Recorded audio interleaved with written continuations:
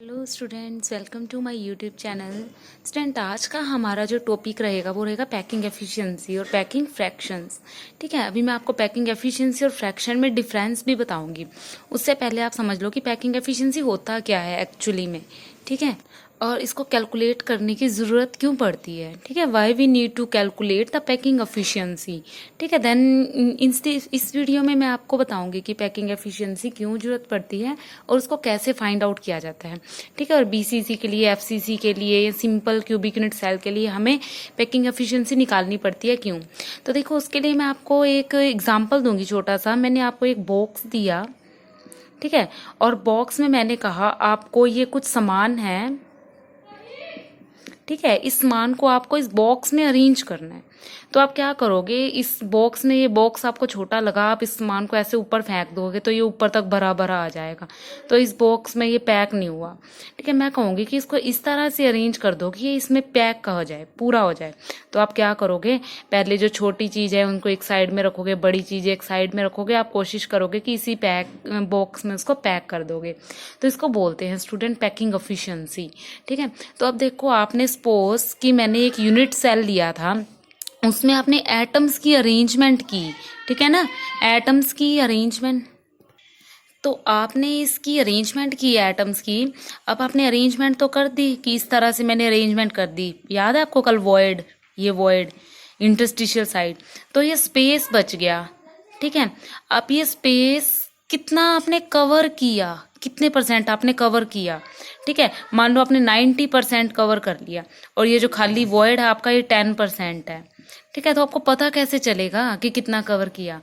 तो उसको पता करने के लिए हम पैकिंग एफिशिएंसी को निकालते हैं। पता लग गया पैकिंग एफिशिएंसी क्यों निकालते हैं।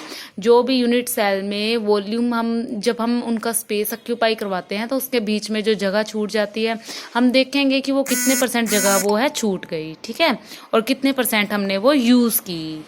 ठीक है, तो उसको पैकिंग एफिशिएंसी कहते हैं। देखो, the percentage of total space filled by particles is called packing efficiency. ठीक है, तो टोटल परसेंटेज जो ऑक्यूपाई की किन्हीं एटम्स ने, ठीक है, उनको हम क्या बोलते हैं, पैकिंग एफिशिएंसी। और the fraction of total space field, कितने फ्रैक्शन टोटल स्पेस लिया, उसको हम बोलते हैं पैकिंग फ्रैक्शंस। तो अब मैं बताऊंगी कि पैकिंग एफिशिएंसी में और पैकिंग फ्रैक्शन में डिफरेंस क्या है। ठीक है, तो उसके लिए पहले पैकिंग फ्रैक्शन बताऊंगी मैं तुम्हें। पैकिंग फ्रैक्शन क्या होता है। पैकिंग फ्रैक्शन, ये बेटे नोट भी करना आप मेरे साथ साथ, क्योंकि इसी को यूज़ करके हम आगे कैलकुलेशन करेंगे। ठीक है, ये होता है volume occupy by atom divided by volume of unit cell. Volume of unit cell, इसको नोट कर लो इस फॉर्मूले को। पैकिंग एफिशिएंसी क्या होता है, volume occupy by atom divided by volume of unit cell. ठीक है, ये तो है पैकिंग फ्रैक्शन।